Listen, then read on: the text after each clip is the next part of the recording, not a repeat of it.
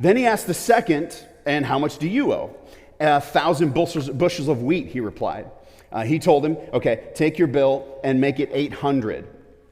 The master commended the dishonest manager because he had acted shrewdly. For the people accomplished, or they have a problem that they'd like to solve. That's what's in front of them, right? A goal they like to accomplish or a problem they like to solve. And the shrewd person asks themselves, what is the most clever way to achieve this goal or solve this problem so that it benefits everybody involved? Everybody wins. Everybody wins, including the person coming up with the plan. Now, that feels a little uncomfortable. It's like, well, it's kind of selfish. No, he's being shrewd. He's making sure that he has an opportunity after he loses his job.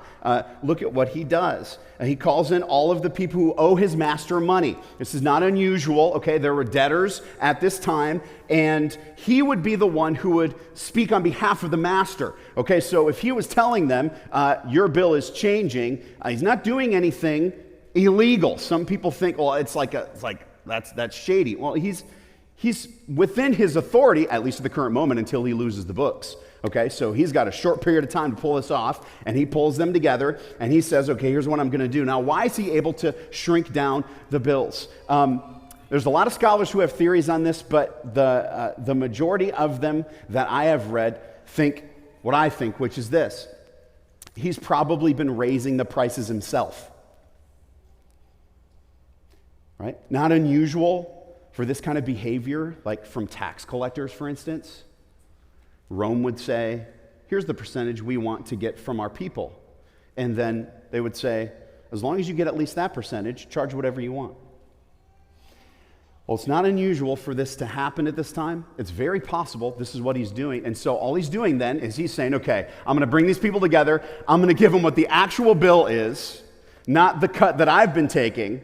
In the process, I'm going to do them a favor, and in this culture, if somebody does you a favor, you do them a favor. Like, for real.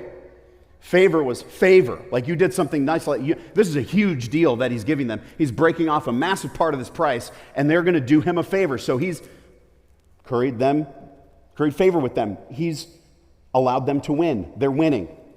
Now he's got a bunch of people who will give him a favor at some point in time, so he wins. And the master, who is the one owed the money, looks like a really generous guy who decided, you know what?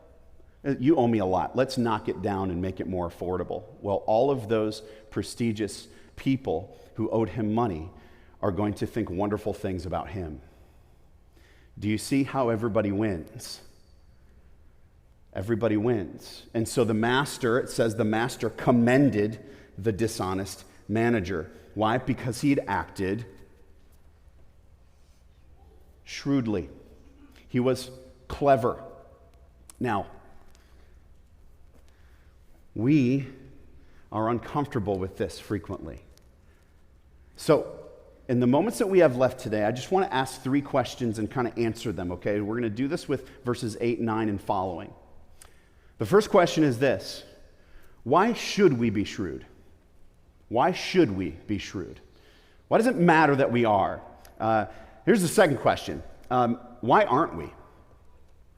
Why aren't we shrewd? Why don't we do this? Why do we stop short of thinking through what the most clever solution is to a goal or problem that we have in front of us so that everybody wins? Why do we stop short of this? And then the third question is very simply, why can we be shrewd? Why can we?